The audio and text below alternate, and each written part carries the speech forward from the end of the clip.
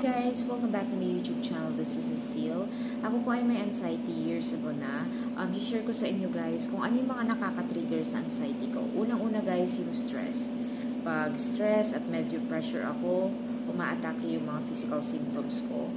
And then, may mga pagkain din akong nakakain na nakakapag-trigger ng anxiety ko. Unang-una dyan ang coffee.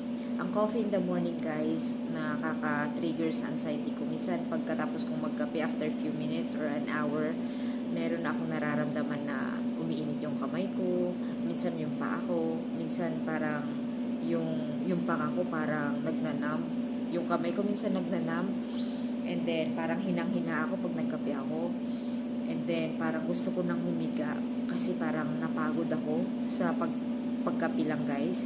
And then pati yung pag-inom ng soft drinks, meron yan impact sa akin. Magkakaroon na ako ng physical symptoms.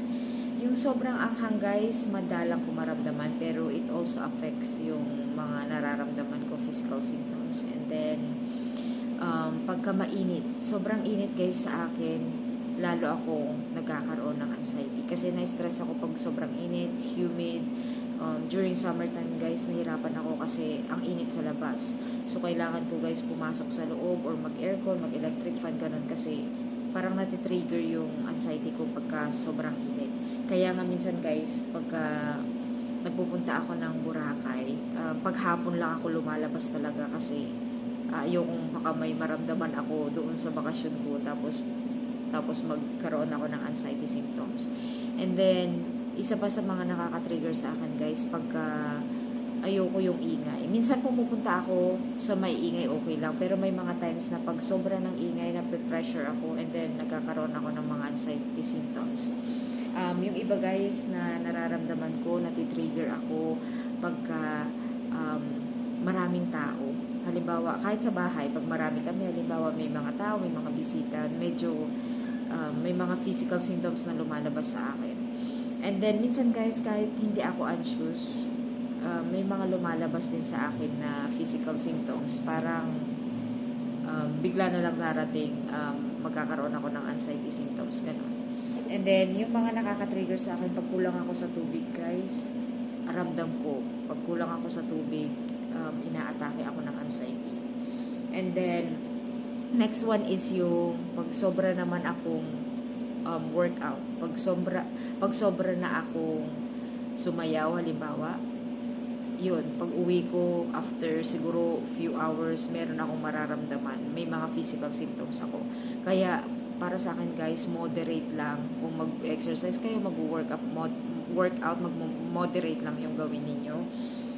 And then also, pag sa trabahong bahay din, halimbawa sa bahay, maglalaba, magluluto, or maglilinis, kahit na ano pa, pag nasobrahan ko guys ng gawa sa bahay, natitrigger yung anxiety ko.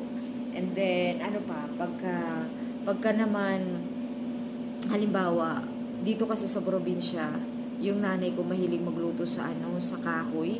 So meron kaming stove, meron kaming kahoy. And then minsan yung usok, pag naamoy ko sa labas, kasi meron kaming dirty kitchen sa labas, pag naamoy ko yung usok, sa usok na nagluluto, and then kahit sa usok sa labas guys, yung mga kapitbahay, usok kasi dito sa probinsya, yung nililinis nila yung kanilang bahay, and then sinusunog yung mga basura, di ba?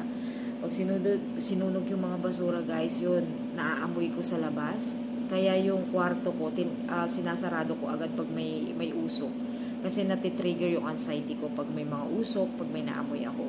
Sa anxiety kasi guys, nagiging sensitive yung pang-amoy natin, mata, kahit na anong mga senses natin, very sensitive. So yung mga sense of feeling, sense of touch, very very sensitive ang may anxiety.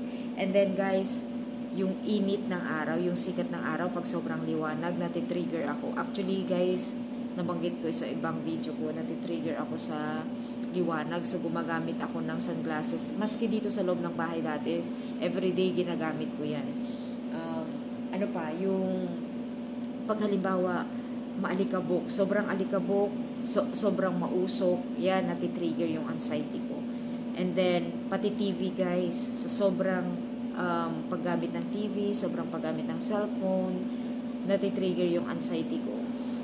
Ano pa yung nakaka-trigger sa akin, guys? Pag halimbawa, nagka-karaoke kami sa bahay, pag sobra ako, halimbawa kumakanta ako sa microphone. Dati, guys, kanta ko ng kanta. Pero ngayon, pag sobrang kanta ko, parang mapapagod na ako, natitrigger yung anxiety ko. So, pag sobra, guys, sa akin, anything na sobra, parang madali ako mapagod, madali matrigger yung anxiety ko.